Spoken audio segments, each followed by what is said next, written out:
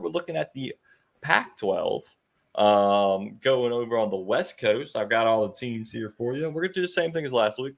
We're going to hit a little over-under. I'm going to read you their record from last year and get you a little some notes I took on the teams, and we'll see what y'all think. So we'll start it off in Los Angeles, UCLA. Last year in 2022, they went 9-4. Little notes I got here. Their starting quarterback, DTR, is gone. Did he get drafted? Yeah, he's on the Browns. Really? Wow. Yeah. Did he get drafted like late? I don't even remember him getting like drafted. The 6th round. Okay. Huh. So they got a freshman QB coming in, true freshman, and their defense sucks. So the over-under for this coming year is set at 8.5. Tyler, what do you think? Yeah, I don't think this is going to be the team that we're so used to seeing the past couple of years with DTR. They also lost Zach Charbonnet. He's now on the Seahawks. So they're not only going to have to replace their starting quarterback, but also their running back too. And like you mentioned, their defense was one of the worst in the Pac-12. That's usually how it goes with Chip Kelly. He recruits a lot of offense, but doesn't really recruit a lot of defense. So I think that the Pac-12 was more of a top-heavy conference like the ACC. So I think that this is going to be a middle of the pack of the road. I think I'll still give them 6 wins. I think that they're going to still beat, not Washington State, those teams like that at the bottom of the Pac-12, maybe even Colorado. So I'll give them the 6-6. I'll stick with the 6-6 trend from last week. All right. So you're giving them the underweight, 8.5. What you got? Yeah, I think it's under, but I'll go with a more promising 8-4 for this bunch. I mean, like Tyler said, there's not a lot of talent at the bottom of the Pac-12 this year, and I think UCLA is good enough to kind of be in that middle tier, but I think it's going to be all Oregon, Utah, and USC. Okay. I like it. Yeah, I'm going with the under too. I mean, freshman quarterback, defensive woes. Chip Kelly, he's an offensive guy and clearly doesn't recruit any defensive players. So I'm going with the under on that one. Let's go Arizona State. 3-9 in 2022. I wrote big time overhaul. Very bad. So over-under set at 5. What do we got, Tyler? Yeah, this is going to be another tough year. They're still recovering from the Herman Edwards being fired. They don't really have a quarterback. Emory Jones tried his luck at it, and he didn't really do a good job last year. I think that this is just a program in a really wrong direction. So I think that I'll give them 4 wins. I think they get one more win than they did last year. But other than that, it's not going to be a very good year for the Sun Devils. Sucks to suck. Good thing we got Jaden Daniels. Wait, what you got? Yeah, I think 4 wins is appropriate for this bunch. The 2 Arizona schools are going to be interesting to keep an eye on with the alignment.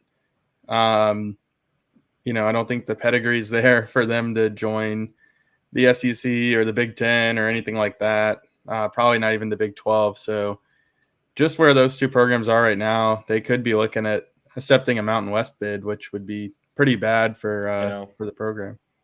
Well, you mentioned the realignment. Apparently, I just saw on the X first before we started the show, there has been a calling of the big guns at Arizona tomorrow. A secret meeting. Some people think they may be pushing to join the Big 12. I don't know if the Big 12 is going to have them because our next team on the chopping block is Arizona, who went 5-7 last year. Their over-under is set at 5.5. They are returning their QB from last year. 3 years ago, they went 1-11. Last year, they went 5-7. And so we'll see if maybe they can go 6-6. So Tyler, 5.5 over/under.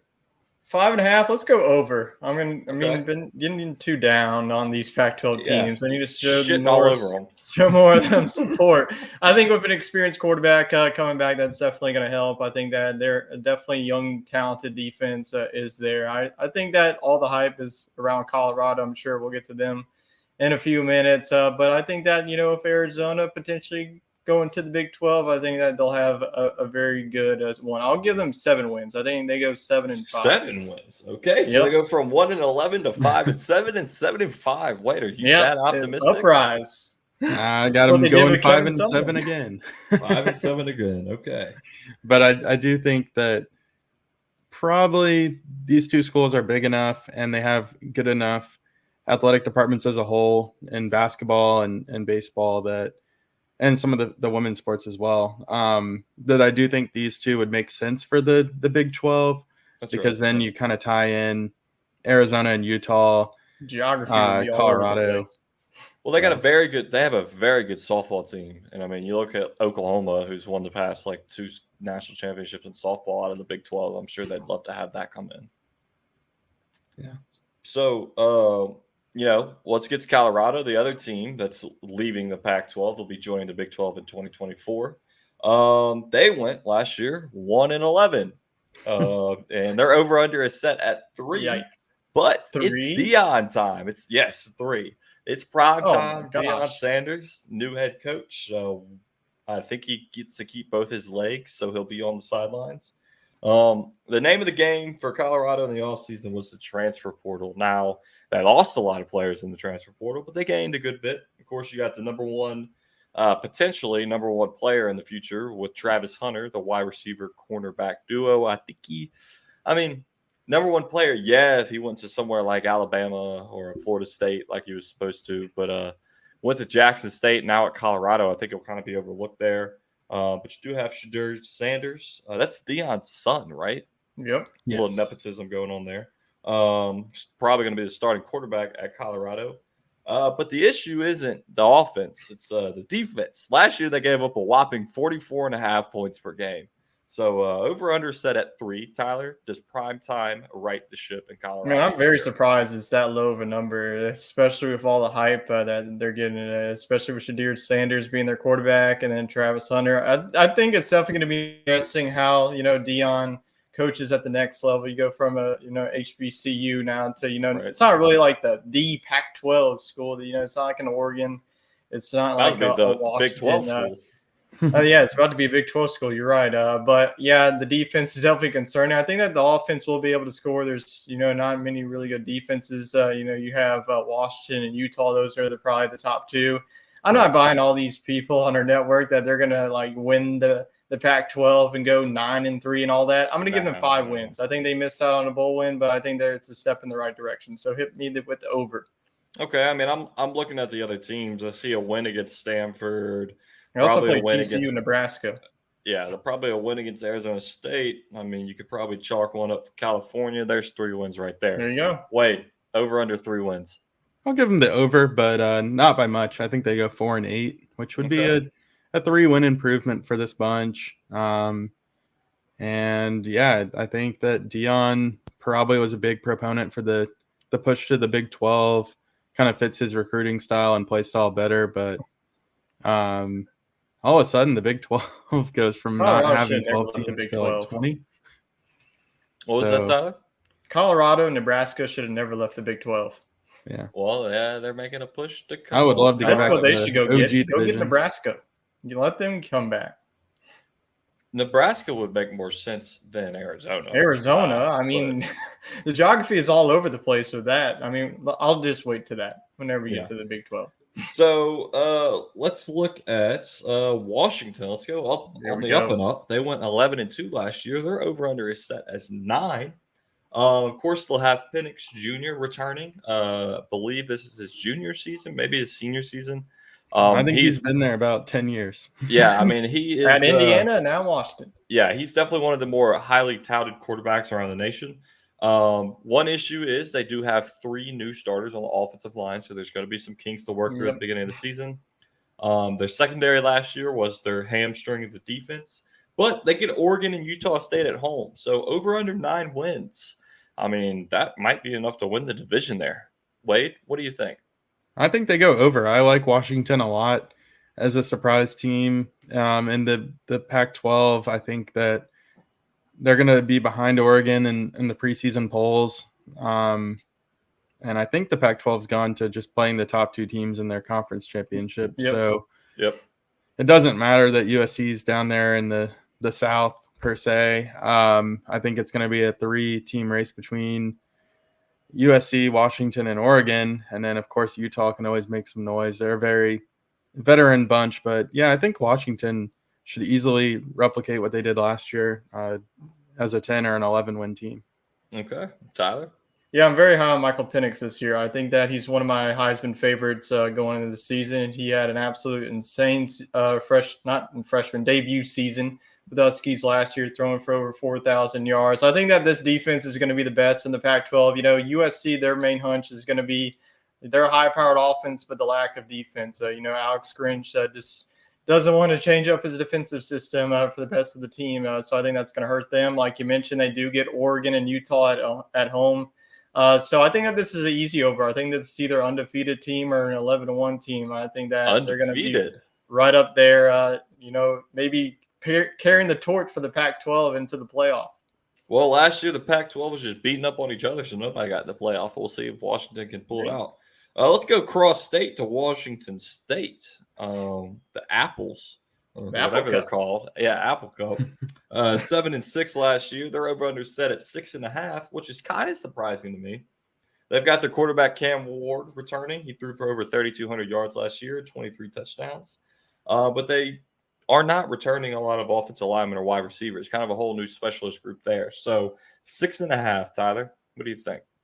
This is definitely Washington State's always those team that you don't really want to play. They almost upset Oregon last year. They're a scrappy team. Yeah, they're a very scrappy team every year. And then, their quarterback play, they're always, getting really good quarterback play, Gardner Minshew, and then they had Helinski too. So I think that this is going to be a team that's going to at least get one or two upsets on their schedule. But I think that this is going to be a 6-6 team. They're going to be a 500 team like UCLA. Okay, wait, you agree with him, or you think he's an idiot? Of course not. Call me out. I'll give them an extra win, a bonus win, 7-5. Okay. I think that this team has bounced back and found their identity from being a Mike Leach air raid team to sort of a Mike Leach air raid team. Cam Ward is probably going to be amongst the nation's leader in passing yards. He was the nation's leader in passing yards at the FCS level for another air raid team. So I think year 2 in the system should be a pretty good one for him. Ward knows how to sling them out like Ward's pizzas. So let's go down to the bottom of the pack from last year. Stanford. They did more studying of the notebooks than they did the playbook. They went 3-9. Their over-under is set as 3. And my notes on Stanford are just rebuild. They might as well just scrap the football team at this point. Tyler, what do you got? Yeah, Stanford is not the Stanford that we're so used to. The days of them being at the top with the Oregons of the world, I think it's over, especially with a new coaching staff that's slowly starting to rebuild this program. I think that still a couple of years away. I'm going to give them the push. I think they still get 3 wins in this conference. Okay. Wade, you think they get 3? Yeah, I think 3 sounds about right. And just a side note, this is the most interesting team to me in the realignment. I mean, I can't see the Big Ten taking Stanford as a standalone team, but if for some reason what we think of the Pac-12 and the Big Ten were to kind of converge and Washington and Oregon come over as well, I think Stanford would get the nod. But this team's program, has a lot of prestige and they're really good at a lot of other sports beyond football, but the football team isn't good enough. Yeah. They got basically mini Tiger Woods walking around over there. And, of course, the baseball team just barely missed out on Omaha. Or, no, they made Omaha. They did make it Omaha. Texas missed out on Omaha, yeah. They went and barbecue down there in Omaha. So, yeah, 3. I mean, it seems like an easy number, but that's all they got last year. So, let's move back up. Utah. They went 10-4 last year. Their over-under is set at 8.5. Which I think is primarily due to Cam Rising. He's returning off a torn ACL. Not really, he tore it in the Rose Bowl. So not really sure. I mean, is he going to be there to start the season? How, is he going to have that pep in his step? They did have one of the better defenses last year, and they're projected to have the top defense this year in the Pac-12. So 8.5. Tyler, what you think? I think it would be an easy over, if we knew the health of Cam Rising. Right. It happened so late in January in the Rose Bowl. It happened again. It feels like every Rose Bowl game that he plays in, he gets hurt, and it just sucks. I think that, even though that even if he does miss some games, this Utah defense will carry the load. That game one is going to be it once again for them. They can't lose to Florida, especially at home in an environment like that. So that's going to definitely be a huge momentum shifter for them. I think that this is still, they do have a tough road trip to Washington. Do they play USC again this year, or do they skip out on them? I am not sure, but that's what Google's for. Even so, I think that this is a 9-win team. I think that Cam Rising will probably be ready to go, I would say, like week 4 or week 5. And then after that, I think that this Utah team is going to give it their best shot, along with, Washington and USC. Because Utah, they have one of the best head coaches in my mind. Kyle Whittingham doesn't get the love that everybody else is getting in this conference. So I think that Utah – they're definitely one of my favorite teams to watch. So I think that this is still going to be a very good ball club. So give me the over with the 9 wins. Okay, yeah, and they do play USC in mid-October, so right when they're playing that playoff push. I'm gonna say the under because I think the injury to Cam Rising so late in the game is really going to be it's going to be an issue for them.